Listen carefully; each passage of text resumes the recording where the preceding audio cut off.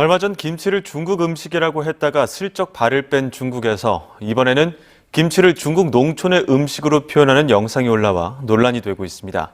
김치찌개도 중국 음식처럼 소개가 됐는데 중국의 방법이 점점 교묘해지고 있습니다. 젊은 여성이 배추를 다듬고 깨끗이 씻어 소금에 절이고 있습니다. 절인 배추에 양념을 버무리는 것까지 누가 봐도 김치를 만드는 과정입니다. 리츠치라는 중국의 유명한 유튜버가 최근 올린 영상입니다.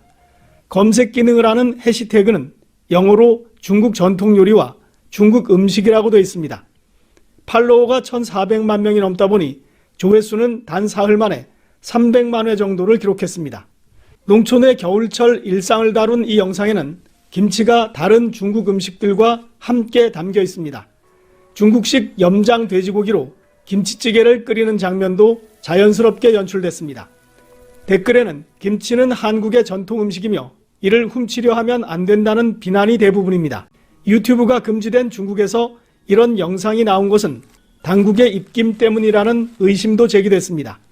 리츠치라는 중국 유튜버는 3년 전에 김치 만드는 영상을 올린 적이 있습니다. 당시에는 영어로 김치가 옌벤 코리안, 즉 조선족의 전통 음식이라고 소개했습니다. 이번에는 그런 설명이 전혀 없습니다. 지난해 11월 말 울면서 중국 공산당 창가를 부르는 케냐 어린이 영상이 논란이 됐습니다. 이 때문에 중국이 자국 문화를 흑인 어린이들에게 강요한다는 비판이 거세게 일었습니다.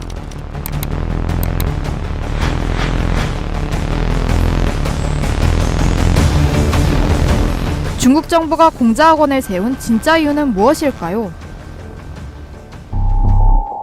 중국 정부는 세계 각국에 공자학원을 설립하기 위해 2004년부터 막대한 자금을 쏟아부었습니다.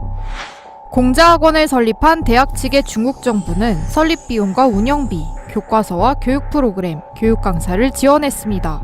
매년 재학생 수십 명에게 중국 유학 혜택도 제공했습니다. 그 결과 공자학원은 전 세계 162개국에 광범위하게 퍼져나갔습니다.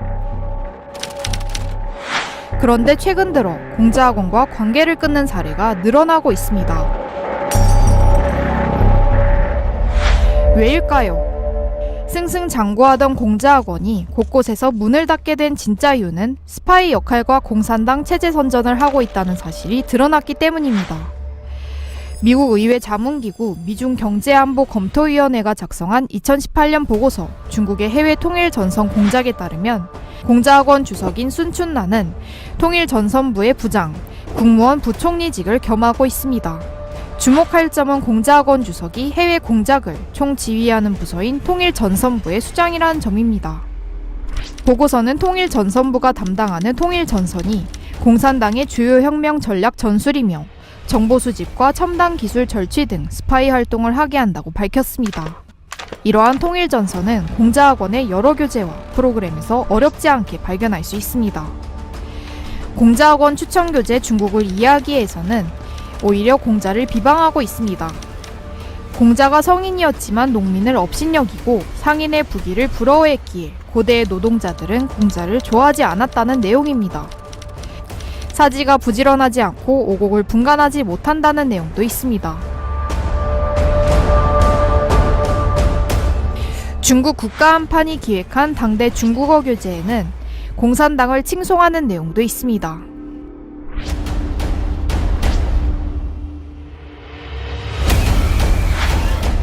심지어 모 대학의 주니어 교재에는 공산주의 폭력사상과 계급투쟁 사상을 미화한 영화 홍호 적위대의 간주곡이 수록됐습니다.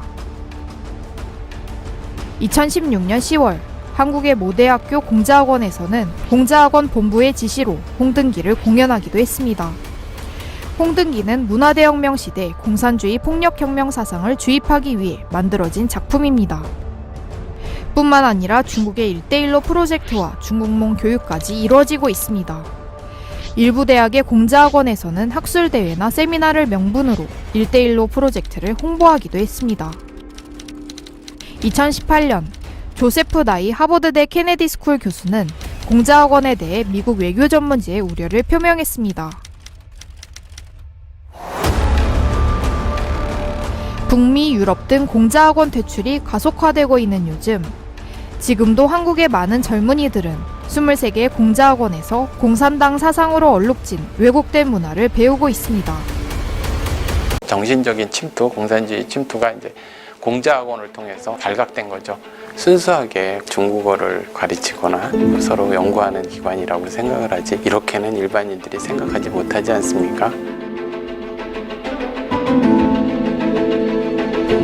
요구하는 사항들이 대부분에 보면은 그 모택동을 찬양하거나 시진핑을 찬양하는 사상입니다. 경연대회 같은 게 있습니다. 순수한 공자 사상이나 중국의 아름다운 시가 두보의 시 이런 것이 아니라 모택동 찬양 시거나 또 시진핑 찬양시를 갖다가 암송을 해서 하게 합니다. 그래서 충격적인 것은 미시간 대학교가 명문대학 아닙니까? 그 대학생들이 그 노래를 막 하고, 어린아이들이 뭔지도 모르고 초등학생들이 그 노래를 하고, 국내도 그렇습니다. 우리가 꼭 잊지 말아야 될 것은 우리가 중국인들에 대해서 굉장히 증오하거나, 그러니까 중국 사람과 중국 공산당을 반드시 분리해야 된다는 겁니다. 2차 세계대전 때 진주만 공격 때 미국에 있는 일본 사람들, 애꿎은 일본 사람들이 굉장히 당한 적이 있어요. 중국 공산당이 나쁜 것이 중국인들은 아프지 않습니다. 우리하고 똑같은 사람들, 그 사람들도 피해자예요. 장기까지 적출당하는 피해자입니다. 또 하나는 세계사적인 흐름에 중국 공산당은 해체되게 돼 있습니다. 멸망하게 돼 있습니다. 걱정 마십시오.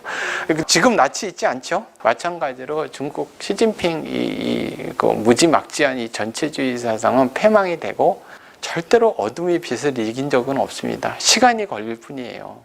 저는 오늘 대한민국 국회에서 우리 옷 한복을 입고 우리의 시 한 편을 읽어드리고자 합니다. 죽는 날까지 하늘을 우러러 한 점 부끄러움이 없기를, 잎새에 있는 바람에도 나는 괴로워했다. 별을 노래하는 마음으로 모든 죽어가는 것을 사랑해야지. 그리고 나한테 주어진 길을 걸어가야겠다. 오늘 밤에도 별이 바람에 스치운다. 누구나 잘 아는 윤동주 시인의 시집 하늘과 바람과 별과 시의 문을 연 서시입니다. 한국인이 가장 사랑하는 민족 시인 윤동주는 연변에서 태어나 후쿠오카 형무소에서 28의 생을 마감했습니다. 대한민국은 윤동주의 꿈이었습니다. 그는 조국 독립을 꿈꾸며 시를 썼고 그 시는 우리의 얼이 되었습니다. 그런데 중국 정부는 윤동주 시인의 생가에 중국 조선적 애국 시인이라고 표기하였습니다. 중국 포털 사이트 바이두 백과에도 윤동주 시인의 국전 중국, 민족은 조선족이라고 써 있습니다.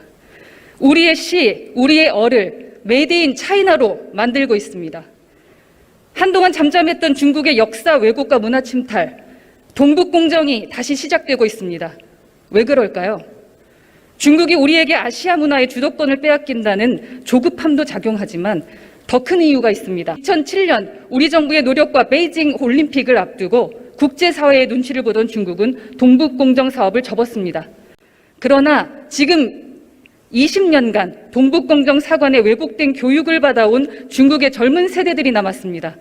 그들에 의해 지금 다시 제2의 동북공정이 시작되고 있는 것입니다. 새로운 세대에 의한 중국의 동북공정 시즌2는 박물관과 책 속에서 일어나는 것이 아닙니다. SNS와 방송문화 콘텐츠, 그리고 먹는 것과 입는 것을 통해서 일어나고 있습니다.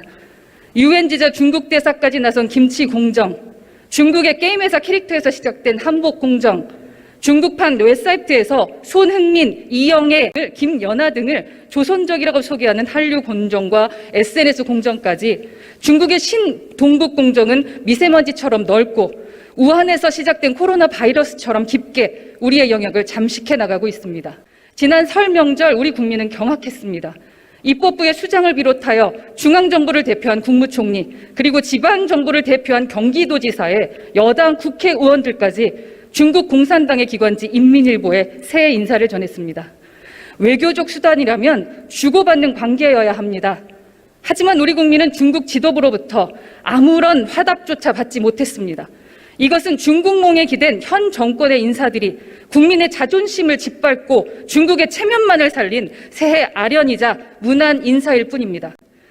바로 이 자발적 굴욕이 중국의 문화 침탈을 가속화시키는 것은 아닌지 우리 되돌아봐야 합니다. 중국의 새로운 세대에 의한 신동북 공정에 맞서야 합니다. 우리는 우리 것을 우리 것이라고 말하고 지켜야 합니다. 중국몽에 기댄 작은 나라가 아닙니다.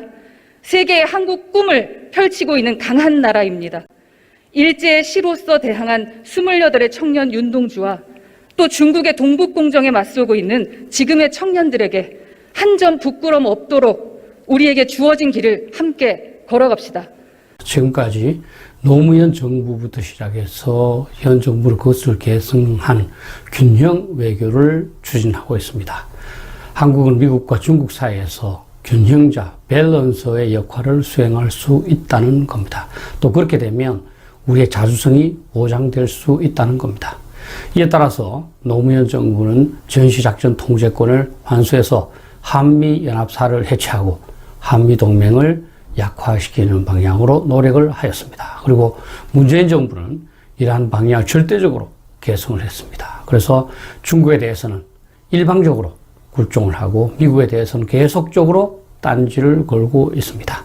사드 배치를 반대했고 경제 보복을 강화하고 있습니다. 북한 비핵화에 협조를 해야 되는데 북한을 옹호하고 있습니다.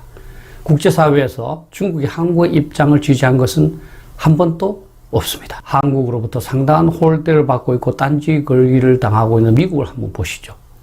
한미동맹을 지속적으로 유지하고자 노력을 하고 있고 인내하면서 참고 있습니다. 전시작전 통제권과 관련된 것은 우리 대한민국이 안보의 바탕에는 가장 큰 축이 한미동맹입니다.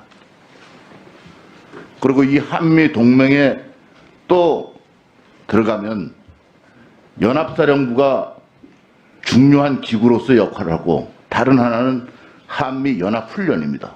동의하십니까? 그러면 전시작전권 전환이라는 것은 우리 한국군의 자존심을 살리는 데는 득이 될지 모르지만 실제로 안보태세에 전시작전권을 전환함으로써 득이 됩니까? 실제로 군에서 지휘관이 있고 부지휘관이 있습니다. 지휘관과 부지휘관의 역할은 분명히 다릅니다. 작전에 대한 책임, 모든 책임은 지휘관에게 있습니다. 연합사 부사령관으로 미군 대장을 내리고 한국군이 사령관을 하면 책임은 누구한테 있습니까? 분명하게 한국군 사령관한테 있습니다. 북한은 이번에 뭐라고 했습니까? 북한이 대한민국에 대해서 대적 활동을 강화하겠다고 했습니다. 분명하게 대한민국을 적이라고 했습니다. 우리는 국방백서에 적이라고 하지 않았습니다. 북한이 적이라 그러면 우리도 적이라고 해야지. 뭐라고 했습니까? 또 김정은의 세습 독재를 집권이라고 바꿨어. 세습 독재 아니에요? 김일성, 김정일, 김정은 3대가 세습해서 독재를 하는 게 세습 독재 아닙니까? 김정은 국무위원장 집권이라고 했죠. 집권은 정상적인 상태의 권력을 이양받는 걸 얘기하는 거예요. 왜 이렇게 바꿉니까? 다음 남북관계 이것도 이렇게 바꿔놨어요. 새로운 안보 환경이 조성됐다. 북한은 이제 무엇까지 한다 그랬어요? 전술 핵무기를 개발한다고 했죠.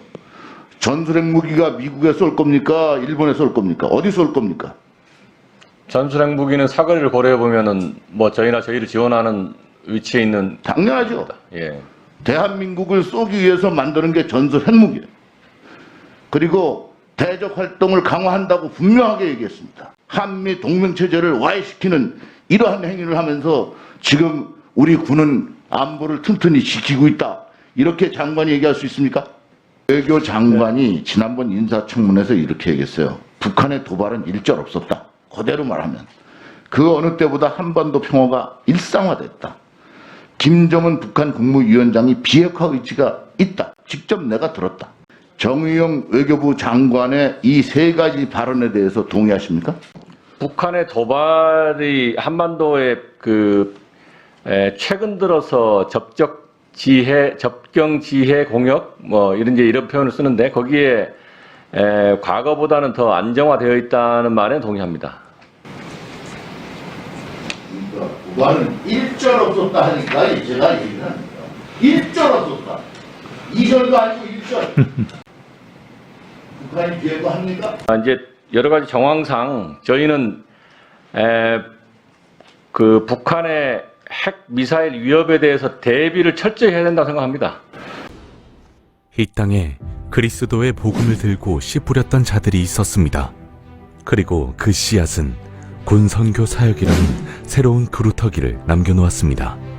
군 선교는 예수 그리스도의 말씀이 이 시대 가운데서 살아 역사하는 생생한 현장이었습니다.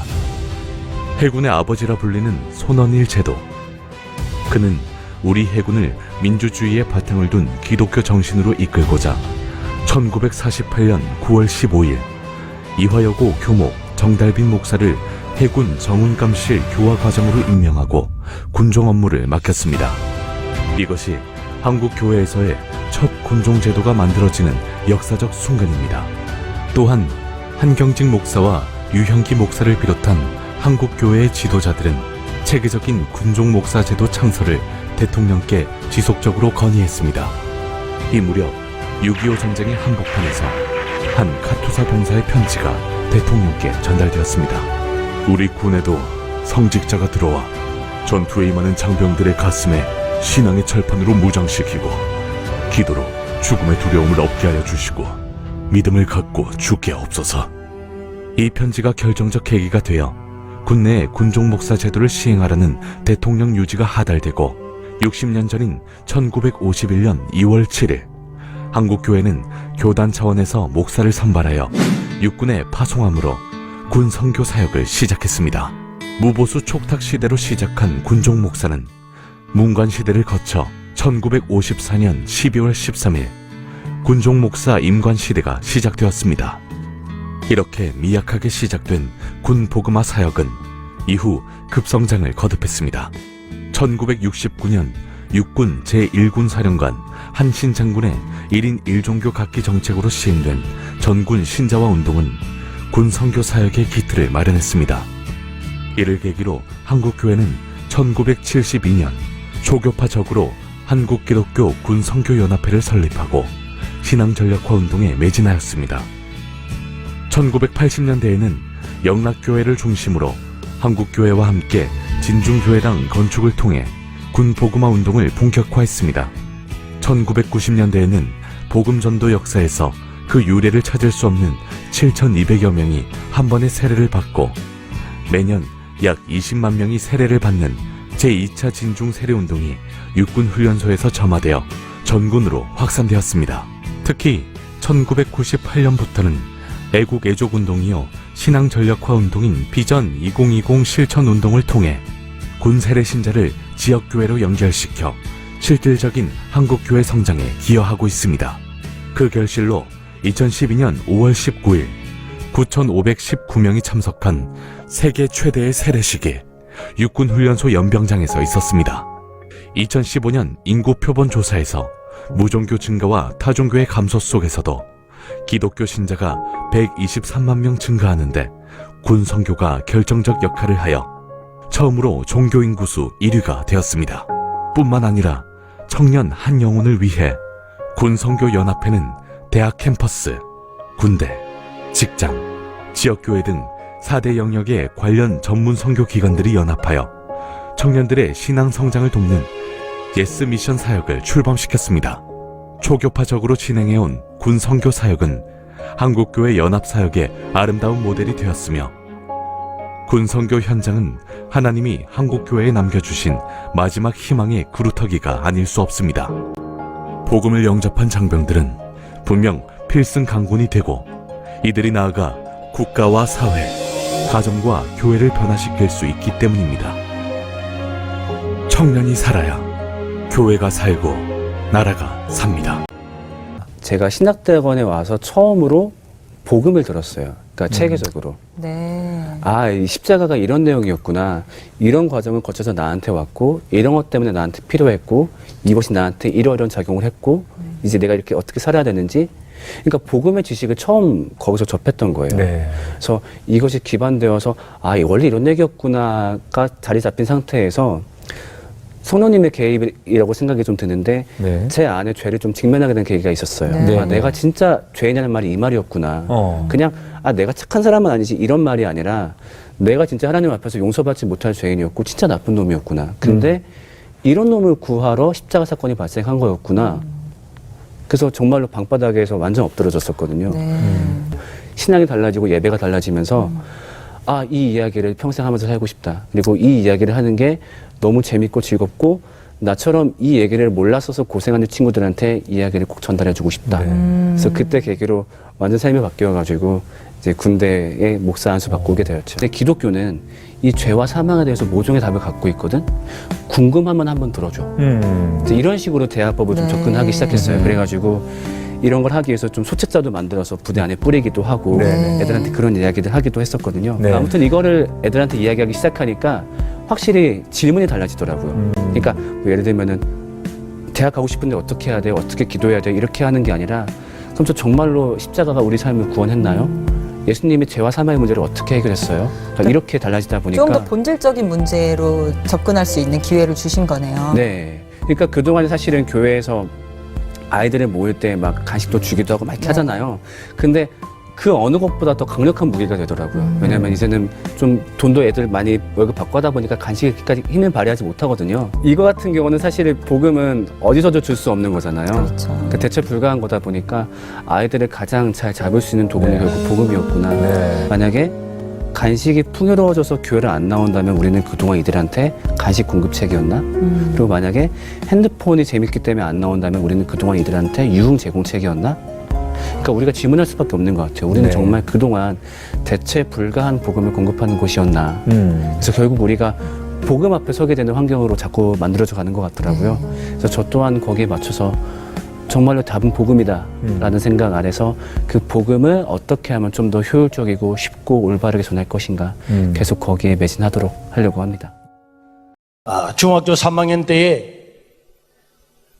친구의 권유를 따라서 교회를 나가게 되었습니다. 저희 집이 너무너무 가난했어요. 한 100가호 정도 사는 마을에서 끝에서 1등 아니면 2등 그렇게 가난하게 살았습니다.